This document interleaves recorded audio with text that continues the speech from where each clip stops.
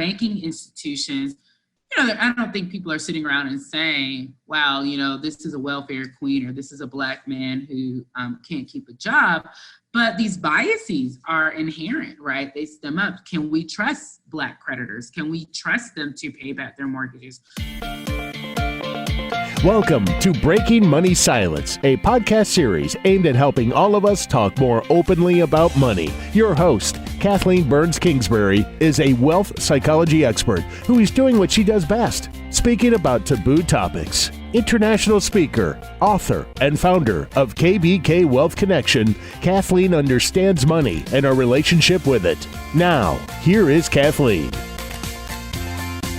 Hi, this is Kathleen Burns Kingsbury, and I want to welcome back to the Breaking Money Silence podcast, LaToya Council. She came on the show last fall, and we had a wonderful conversation about intersectionality, and we started to talk about some of the work that she was doing as a grad student for her dissertation, and it got me really interested in having her back. You definitely want to check out that first podcast if you haven't heard it, but let me tell you who LaToya is before we engage in this conversation about work, families, and stressors influenced by racism and sexism among Black middle class. So LaToya Council is a Black feminist scholar activist. She's an expert on work-family conflict and its intersection with health and well-being for Black American middle-class individuals.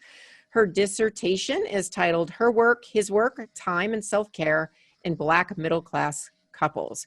It looks at how couples or Black couples manage work, family, and the demands of individual self-care practices. So LaToya, I am so glad we get to break money silence for the second time. Welcome to the podcast again. Thank you. I'm so happy to be back. Yeah, it's great to have you. So I was really curious when we first spoke about some of the work that you've been doing around Black couples and how they manage their family, how they manage stressors, including financial stress. So tell me how you started to become really passionate about this topic, enough so that you dedicate not only your dissertation to this topic, but also it seems like it's your life's work. So my passion for this topic actually stems from my childhood. I grew up in a single parent headed home, mother headed home, and I would often watch my mom whisk around the house in awe of what I call her superhero abilities. I mean, she managed literally everything: work, family, community demands, and school activities. Essentially, my mother was a pillar in my life and in the life of others. And however, while I admired my mother's ability to manage everything, I also noticed the toll managing took on her personal well-being. About 3 years before the 2008 recession, our home life changed. My mother picked up more hours on her part-time job. She was a nurse. So she worked 9 to 5 as a director of infection control. And on Saturdays, she worked as the head of nursing for a nursing home. And so by this point, my sister was off in college and I was home watching my mother's health decline. So the impact of having to manage everything combined with stress increased my mother's health complications. And she passed away October 6, 2008. The doctor stated that the cause of death was a heart attack, complicated by stress. So my mother's health challenges in my childhood stuck with me in my undergraduate and master's coursework. And I just wanted to understand more the challenges Black women and men face in the U.S. nation state regarding their personal, intimate lives. And this passion led to my studying them for my dissertation. I combined the two. And that is how I arrived at my current research, very much informed by my childhood experiences. Wow. So it's sad to hear about your mom and the toll stress took on her, but she also sounds like she was a phenomenal woman. And so as you're looking at this research, and maybe in a minute you can tell us a little bit about how you're doing it, one of the things that comes up for me as somebody who uses a lot of research in my work, so I don't do it myself, but I certainly use it, is that so much research has been done on white subjects, but so few has been done or at least in my experience, you don't see a lot of samples that are full of people of color as subject samples. And so I'm curious, first of all, what did you discover in your research? And also, was it difficult to find subjects, or was that part of the process easy? I'll begin by saying, yes, you are right. So much of the research on working family life does focus on white individuals, white families. And finding subjects was not challenging for me because I made it intentional. I was like, okay, I grew up with a mom who had a college degree, but she still had to work multiple jobs. So I knew what it was to be a Black middle class and Black middle class adjacent in terms of education. So I was like, I really want to dive in and help change the narrative. So I stuck with the idea, I'm going to study Black middle class couples. And so I lived in Los Angeles because I go to the University of Southern California. And I was like, I could stay here. There is a sizable Black middle class, but I'm going to move to Washington, D.C., where, I have connections. And so using the snowball sampling approach, I was able to get participants. And the DMV is known for a very large and thriving and long-standing Black middle class. What I find in my research is that, in terms of the middle class Black couples, what we know is that the meaning behind middle class for them is much different. And what this means is that most Black people with families maintain middle class status within a couple dynamic or by living in multi-generational households. So there is a growing segment of Black individuals who are single and middle class, but the vast majority maintain identities as stable or core middle class through the couple dynamic or multi-generational family. So these two family pathways are important because they also speak to the wealth gap between Black and white households. So for example, white couples are more likely to inherit homes or receive a sizable family monetary gift to help them with purchasing their first home. They also receive better mortgage loans and approval rates than Black couples with banking institutions. So many Black couples tend to not inherit homes or receive these sizable monetary gifts to help with establishing a household. So that's a part of what I'm finding in my research. Apart from the wealth gap, Black people are also employed in middle income careers, experience a much different work environment than their white counterparts as well. So LaToya, before we go on to the work environment, you said something that I think is really important in terms of the Breaking Money Silence podcast. And it's something that I've talked about when it comes to gender, but I haven't talked about it when it comes to race. What you said is that Black couples get approved for mortgages less often, white couples. That's important. It's problematic, obviously, but do you have a sense of why that is? Like, what's behind that? Yes. So the banking institution in the U.S. has been, since its inception, notoriously racist. This idea, there are stereotypes out there about Black people and money. Oh, they have bad credit, right? And controlling images is very important. I think a long-standing trope that fills the minds of many folks in the U.S. is this idea of the welfare queen, right? Ronald Reagan in the 80s really did a number on that, where, the Black woman with the Cadillac and the multiple zip codes who had bad financial life. And then the bipartisan bill from the Clinton administration on welfare reform and getting low-income Black mothers off welfare and in a financially better state. So these larger ideas and these that are out there are very much embedded within our society about what it means about Black people and money and finances. And so banking institutions, I don't think people are sitting around and saying, wow, this is a welfare queen or this is a Black man who can't keep a job. But these biases are inherent, right? They stem up. Can we trust Black creditors? Can we trust them to pay back their mortgages? We know that when last hired, first fired is definitely something that Black people experience much more so than white families. And so all of these things are driving forces in how banks and institutions deal with these clients. Wells Fargo's CEO just had to apologize for saying this, right? Recently. I saw that. Yeah, I saw that. So this isn't going anywhere. It's still here. Yeah. And, it's interesting because what pops up to me from my history working in banking is when I worked as an auditor, there was it was called compliance. And basically you had to do a compliance review of the bank. And basically what that meant is you had to go in and make sure that they were following the regulations when it came to supporting the community around them and supporting people by funding their loans, getting their deposits. And in other words, it was all masked in that type of language, but looking back, it was really, are we supporting people of color? Are we giving them mortgages, or are we not treating them fairly? And so at some point that needed to be looked at by the auditors. Well, the interesting, sad point, and I didn't get it at the time when in my mid-20s, is that was an assignment nobody wanted. We, and I'm going to put me in this because this is a true confession, we all saw it as kind of a joke. That's not real auditing. Somehow it was discounted. And now, flash forward many years, and with what I'm learning, that kind of enrages me that that's how we viewed it when it is such an important function of an auditor. Now, I can't speak to whether auditors think that way today, but I can speak to the fact that that's a pretty insidious thing that I had no awareness, the roots in racism, being somebody who, when I look back, it was an all-white auditing team. Right.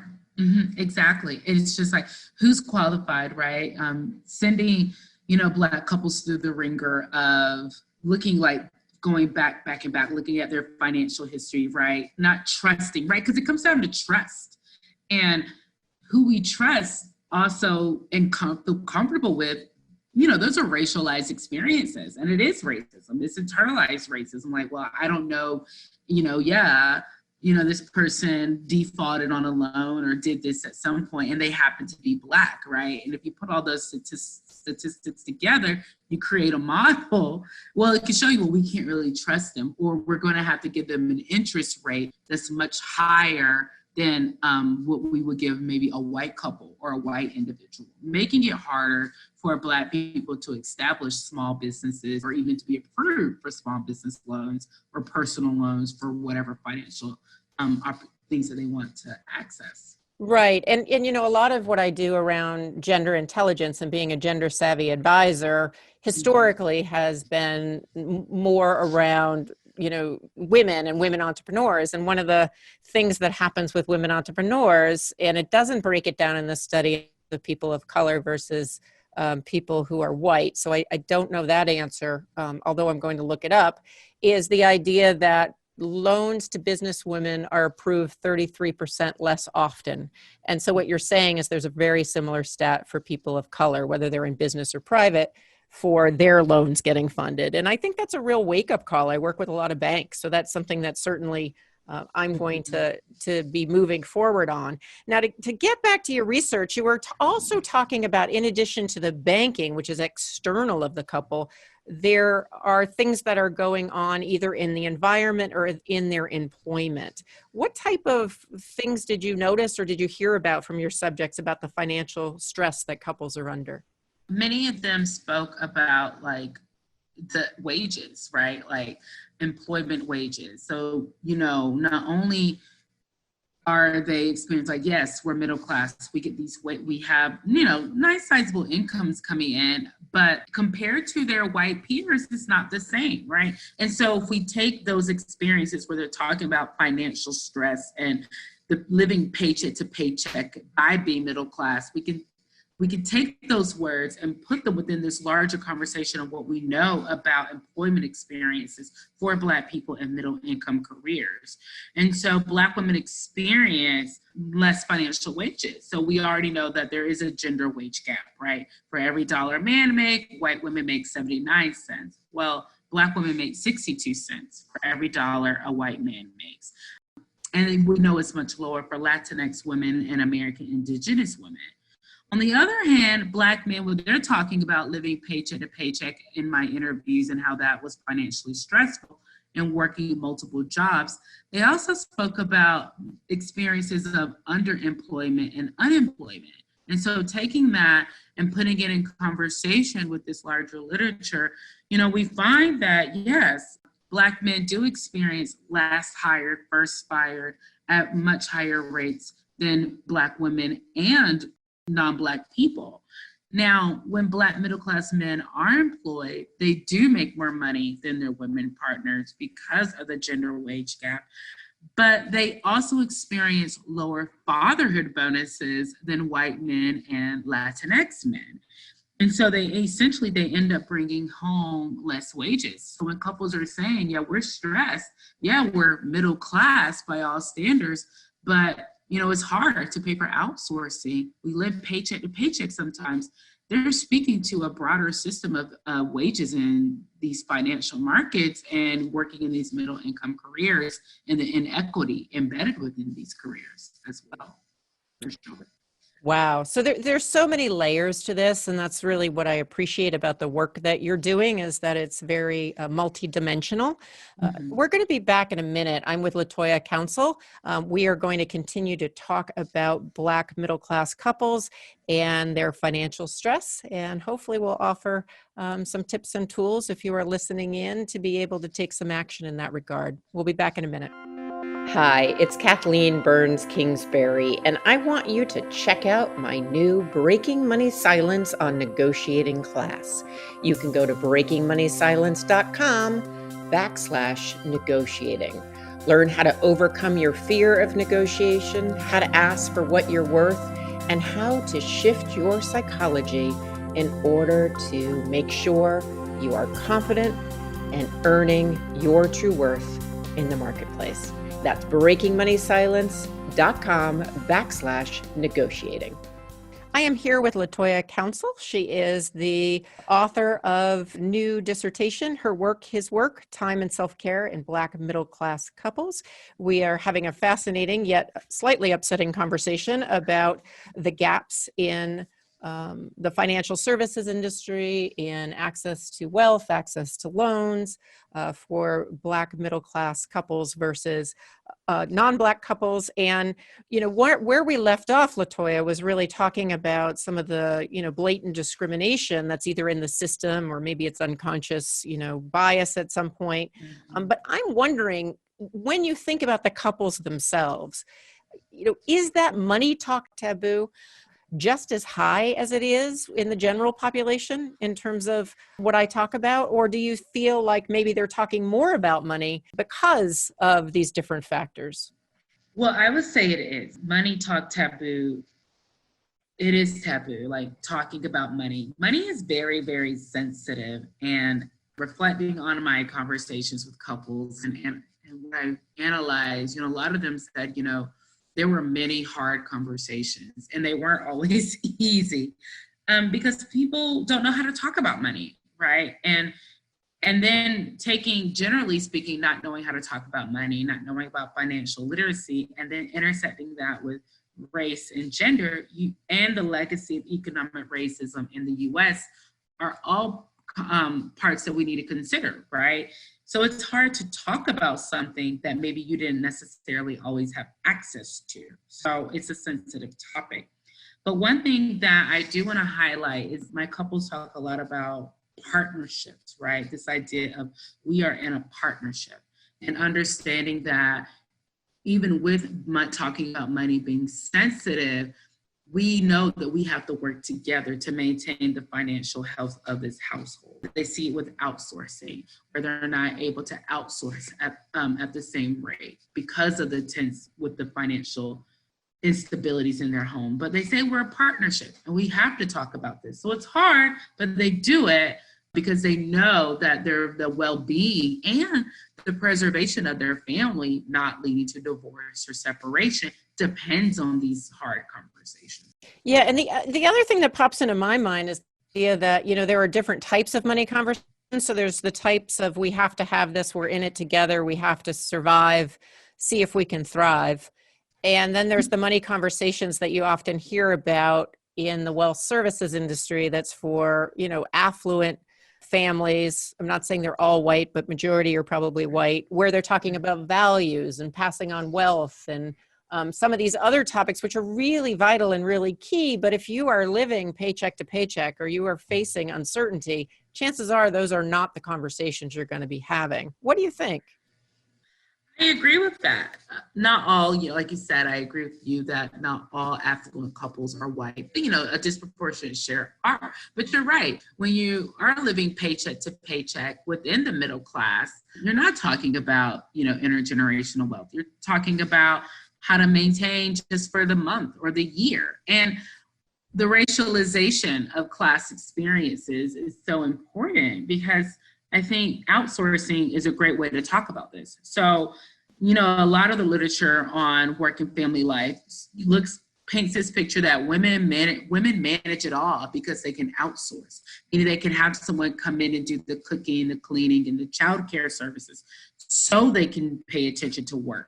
But when you look at that at the intersection of race and gender, you find that while Black middle class couples can sometimes outsource much more than maybe lower income and working class because of their different incomes, it's not to the same degree as probably maybe a white family with a different level of income because it can get so expensive. So because their partners might experience inflexible work opportunities, unemployment or underemployment, outsourcing kind of gets cut off, or family vacations kind of go away for a period of time because they don't have that residual income buffer to the same degree.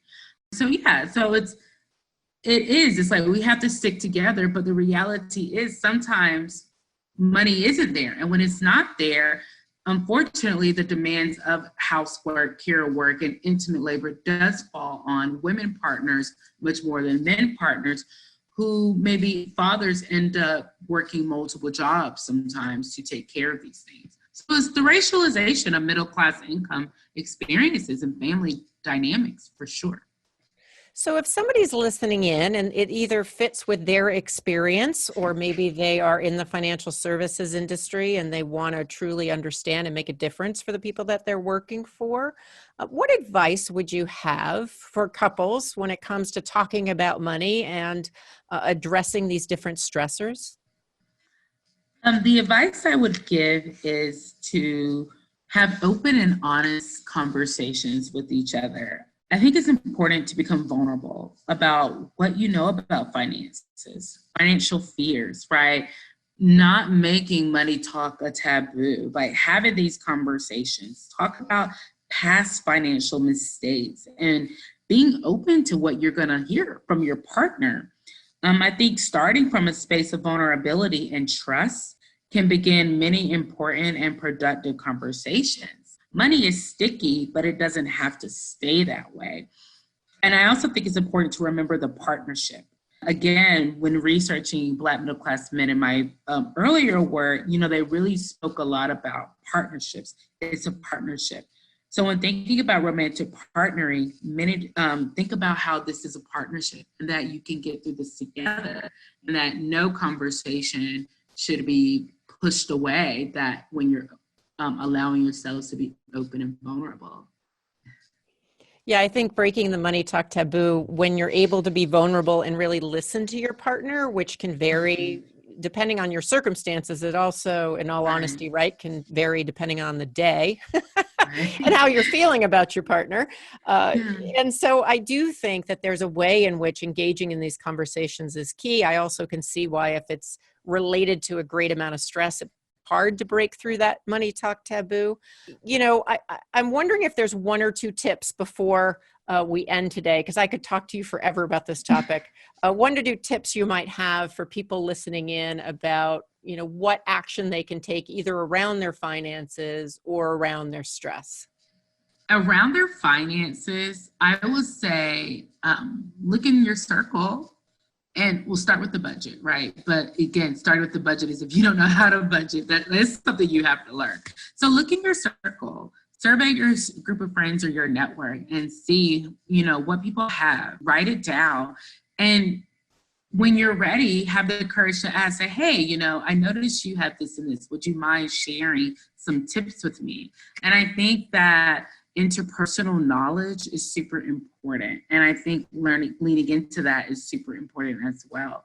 In terms of stressors, it is so important to take time for yourself. I think Audre Lorde said it best where, self-care is an act of political warfare. It's preserving. Self-preservation is so important.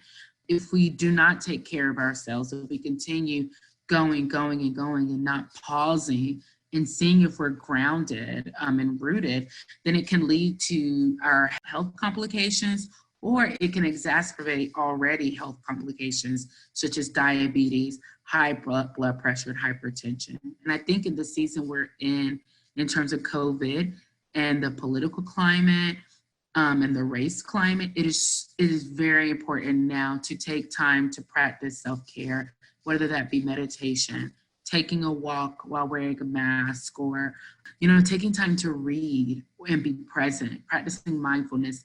Now more than ever, I think it's just super important, and to just take care of ourselves, to be whole, healthy individuals. Excellent. Well, your work is fascinating, and I find your writing, the more I read it, very powerful. And I really think that all the people listening in, especially those with white privilege, should check out your work. But where can anybody find out more about you and what you're up to, LaToya? Yeah, so listeners can find out more about me on my university page at the University of Southern California. Just go to the sociology homepage, click on graduate students, and click on my photo. People can also follow me on social media. I'm on Instagram at LDC_love, and love is LUV. I shortened it. I call myself the Love Doctor, and it's all lowercase. My Twitter handle is @council_LaToya, all lowercase. And my writing has been featured on Medium and Ms. Magazine. So a simple Google search with my name and Medium or Ms. will help lead listeners to some of my public essays. Excellent. Well, we will put some of those links in the show notes. And I love that you are called Dr. Love. And I can't believe that came up at the end of the podcast, not at the beginning, LaToya. I know. I should have mentioned it, but yeah.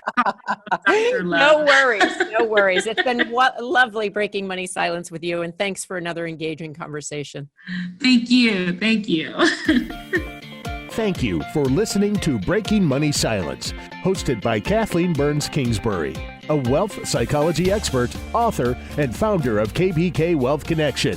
If you like what you heard today, be sure to subscribe on iTunes or your favorite podcast app and leave a review. Also, share this episode with your friends and family. It is a great way to get the conversation started. For more money talk tips and information, or to hire Kathleen to speak at your next event, go to www.breakingmoneysilence.com.